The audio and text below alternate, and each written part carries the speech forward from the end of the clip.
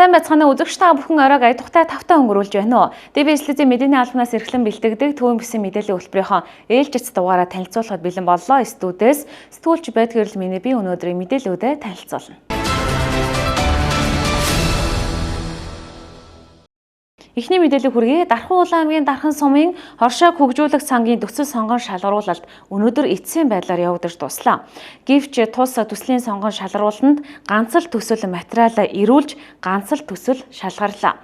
Өвчтөн нь салбар яамны боловсруулсан журмын шаардлага шалгуур хит өндөр байсан бөгөөд мөн зөвхөн хоршоодоос шалгаруулна гэсэн асуудал үүсгэж байгааг анхан дунд шатны энэхүү үйл ажиллагаанаас харж болохоор байна.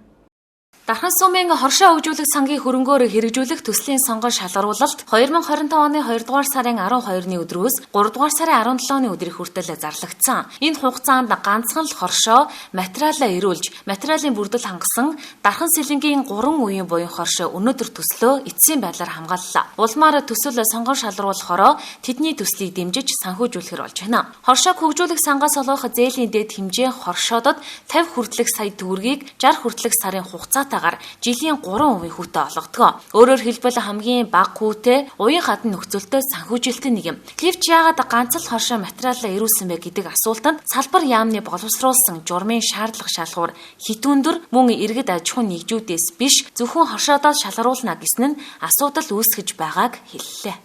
Дархан сумын 2025 оны хоршоо хөгжүүлэх сангийн сонгон шалгаруулалтыг 2025 оны 2 сарын 12-наас 3 сарын 17-ны хүртэл төслийн материалыг хүлээж авсан. 1 сарын хугацаанд хүлээж авахад нэг л агшаанаас төслийн материал ирсэн байгаа. Төслийн материал ирсэн хоршоотойхоо төслийн материалын бүрдлийн шалгаад 2 дугаарт нь яг ажлын байр дээр шалгаад өнөөдөр буюу төслийн хамгаалтыг хэлээ. Төслийн хамгаалтаараа төсөл сонгон шалгаруулахын бүх гишүүдээр шаардлагад нийцсэн гэж үзлээ.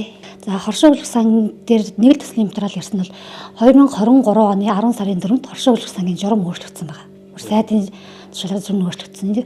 Урд нь бол иргэн аж ахуйн хоршоод төнгөлтөө зээлэгдэх хад маш нэлээд олон хэмжээний төслийн материал ирдэг байсан бол 2023 оны 10 сарын 4-ний тушаалаараа зөвхөн хоршоод төнгөлтөө зээл олгоно.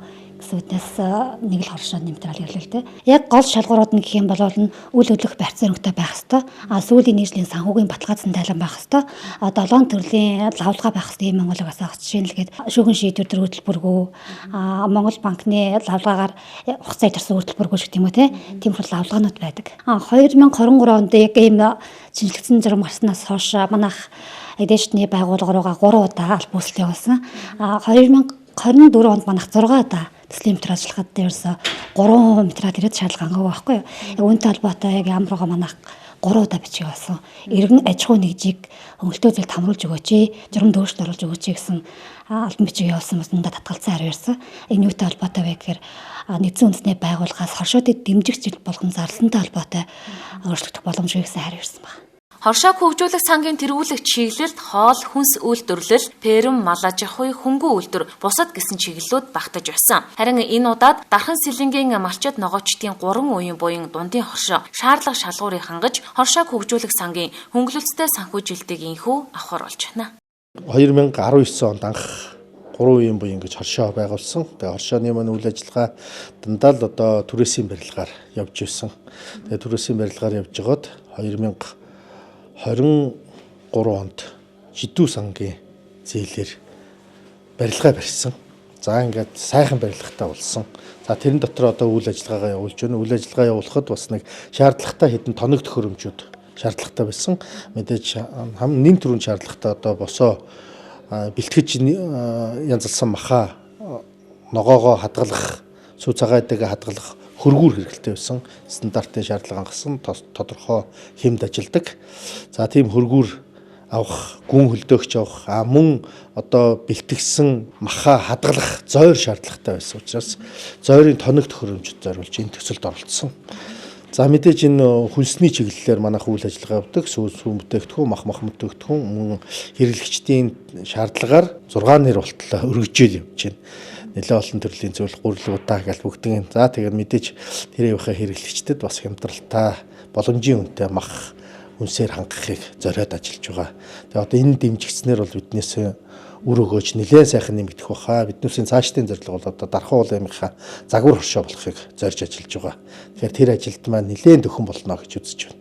Жилийн 3% хүүтэй 60 хүртэлх сарын хугацаатай маш уян хатан нөхцөлтэй санхүүжилтийг олон хүн иргэд аж ахуй нэгж хоршоод хүртэж байж эдийн засагт томоохон үр нөлөө үзүүлнэ. Гэвч яамны боловсруулсан гэгдэж байгаа хит өндөр шаардлагатай журмын балгаас болж олон хүн хүртэх ёстой боломжоос хагацж байна. Тиймээс салбар яам энэ асуудалд онцгойлон анхаарч хатуу журмыг өөрчлөн шинжилж эргэж харах нь шаардлагатай байна.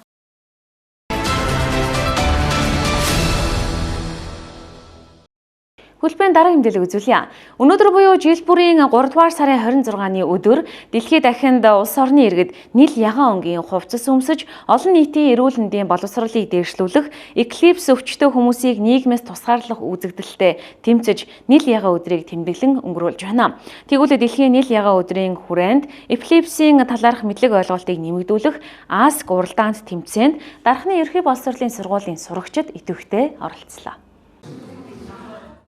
Дэлхийн нийл ягаан өдөр буюу дэлхийд даяар эпилепсийн талаарх мэдлэгийг нэмэгдүүлэх, ойлголтыг сайжруулах зорилготой өдөр өнөөдөр тохиож байна. Эпилепси нь тархины мэдрэлийн үйл ажиллагааны доголдлоос үүдэн таталт өгдөг архаг эмгэг юм а. Дэлхийд даяар ойролцоогоор 50 гаруй сая хүн энэ өвчнөөр өвчлсөн байдаг. Энэ жил тус өдрийн хүрээнд Дархан улаан аймгийн хөгжлийн бэрхшээлтэй хүүхэдтэй эцэг эхчүүдийн холбоо, аймгийн засаг даргын тамийн газар болон холбогдох байгууллагуудтай хамтран ерөнхий боловсролын сурагчдын дунд Ask уралдаанд тэмцээнийг зохион байгууллаа. Эпилепстэй хүмүүсийг дэмжих, нийгмийн хандлагыг эерэг болгож, тэднийг хэрхэн ойлгож хүндлэх тухай мэдлэг мэдээллийг сурагчдад өгж байна. Гэрийн даалгавар буюу нийл ягаан өдөр контент, багийн мэдчилгээ, асуулт хариулт, жүжигчсэн тоглолт зэргээс бүрдлээ.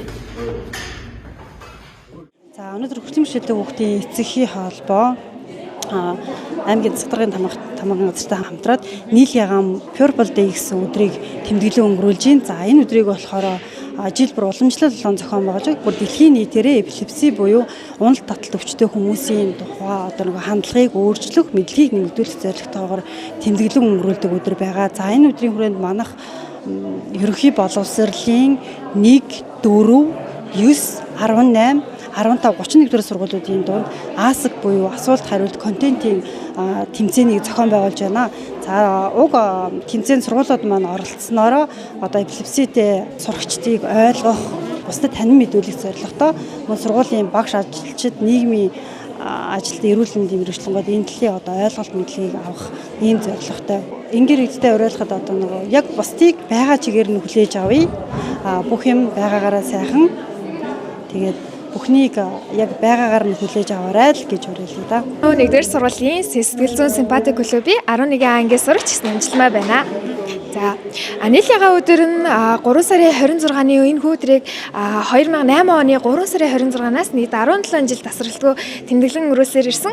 За энэ өдөр нь миний хувьд болохоор би заавал томчуудаас ингээд тусламж гуйхгүйгээр үеийнгийн найзууд нь хөгжлийн бэрхшээлтэй хүүхдүүдэд өөрөө туслаад өөрсдөө ийм нөлөөллийн үйл ажиллагаа зохион байгуулад энэ хүү эпилепстэй хүүхдүүдийн тухай ингээд мэдээллийг илүү олон хүмүүст тарааж түгээж өгдөг тийм өдөр болгон тэмдэглэдэг үнэхээр амар баяртай байдаг. Манайх мэдлэгээ дээр хүүхэд болгон тэгш оролцоотой, хүүхэд болгон юм эрүүл аж аргалтай байгаасаа гэдэг талаараа мэдлэгээ бэлдэж ирсэн байгаа. 31-р сургуулийн 10 ангийн сурагч П Алдар маань. За манай багийн хувьд гэх юм бол 8 гишүүнтэй. За гэрийн даалгавар буюу контент бүтээх дээрээ бид нар одоо аль болох өсвөр насныхан буюу ахлах ангийнхандаа зориулан одоо контентоо бэлтгэсэн байгаа. Энэ бол зорилт бүлэг нь ахлах ангийн сурагчид гэсэн үг. Учир нь гэх юм бол манай сургуулийн хувьд 10-аас 12 дугаар ангиас хооронд одоо судалгаа явуулсан байгаа контентоо бүтэхдээ тэр нь болохоор эпилепсийн талаар урд өмнө сонсож байсан уу болон эпилепси өвчний талаарх одоо ямар нэгэн тодорхой хэмжээний мэдлэг байгаа юу гэсэн асуултанд одоо хариулахдаа судалгаанд 7% нь эпилепсийн талаар урд өмнө сонсож байсан гэсэн судалгаа өгсөн байгаа. 7% гэдэг бол маш бага тоо. Тийм учраас бид нар ерөөд бол контентын дээрээ ахлах ангийн сурагчдад төлхөө одоо ингэж чиглэсэн байгаа. Тухайн контент маань юуны талаар гарах вэ гэхээр эпилепси өвчтэй нэгэн сурагч хичээлд ирдгүү байж байгаад ирсэн. За тэгээд ангийн хүүхдүүд одоо үг хэлээрээ ягаад бие махбодоор биш гэсэндээ сэтгэл санааны хувьд ч гэдэг юм уу. Тэг ингээд одоо ялгарлах нийгмээс ингээд ялгарлах маягаар ингэж харуулад за тэгээд тэр хүүхд маань татаж уусны дараа бид нар гол учир шалтгааныг мэдгээд одоо мэддгүү байсны улмаас тоо хүүхдийг дээрлэж ялгарлан гадуурхах тийм тохиолдол гарсан байгаа. Тэгээд ахлах ангийн сурагчид ерөөхдөө бол иймэрхүү мэдээлэл тодорхой хэмжээгээр байх ёстой байна гэдэг үднээс бид нар энэ контент бүтээсэн байгаа. Нийлягаан өнгө нь лаванда цэцэгтэй холбоотой бөгөөд энэ нь тусламж хэрэгцээтэй байгаа хүмүүсийн төлөө санаа тавих, ойлгох, дэмжихийг илэрхийлдэг байна. Мөн нийлягаан өнгөөр дамжуулан эпилепситэй хүмүүст ганцаараа биш шүү гэдгийг сануулгах зорилготой юм байна. Бид эпилепсийг ойлгохын тулд юу хийж чадах вэ? Нин тэргуунд эпилепсийн талаар зөв мэдээлэл авч бусдад зөв түгээж мөн ойлгож дэмжихийг уриалгах. Эпилепситэй хүмүүсийг ялгуурлан гадуурхахгүй байх зэрэг нь энгийн бөгөөд хамгийн чухал алхмуудын нэг үлээ. Мөн эпилепситэй хүмүүсийг дэмжиж итгэл найдвар төрүүлэхийг уриалж байна.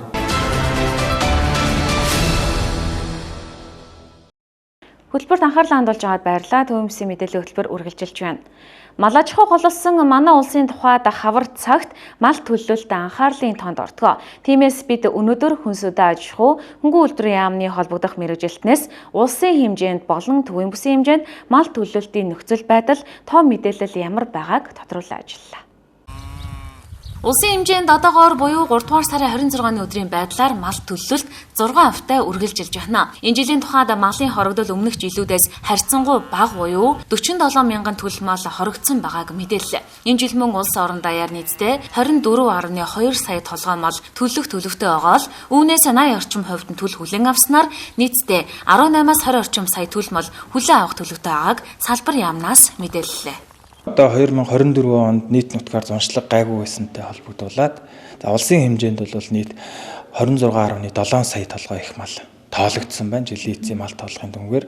За үүнээс бол бид нар одоо 24.2 сая толгой их малыг бол төлөвлүүлэхээр хэлтүүлгийн ажлыг бол зохион байгуулсан. За мал хэлтүүлгийн ажлыг шинжлэх ухааны үндсэлтэйгээр одоо зохион байгуулж за 3 дугаар сараас одоо 6 сарын 1-ний дотор ингээд төлөвлөлтийг зохион байгуулахаар арга хэмжээг авч ажилласан байгаа. За энэ ажлынхаа хүрээнд бол одоо яг мал төлөлтийн ажил улсын хэмжээнд эхэлсэн одоо яг эд явагдаж байна. За өнөөдрийн байдлаар улсын хэмжээнд төлөвлөл зохих гэж тооцож байгаа нийт их малын 6 орчим хувь төлсөн байна.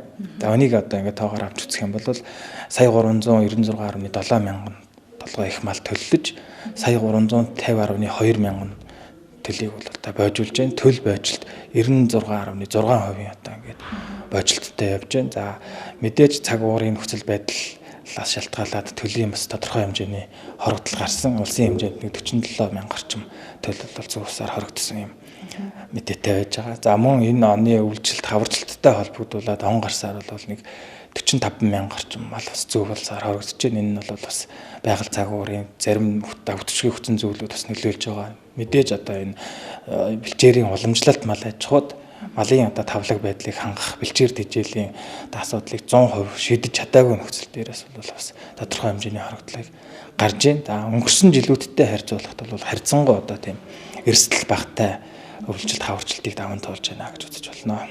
Дархуу уул Сэлэнг төв аймагуд буюу төвийн бүсийн аймагуудын тухайд одоогоор 68.6 мянган их мал төлөлж 68.5 мянган төлөл малыг хүлээн аваад байгаа гэлээ. Энэ хавар төвийн бүсэд нийтдээ 3 сая орчим мал төлөх тооцоолол байна гэж хүнсүдэ аж ахуй хөнгөн үйлдвэрийн яамнаас мэдээлсэн юм.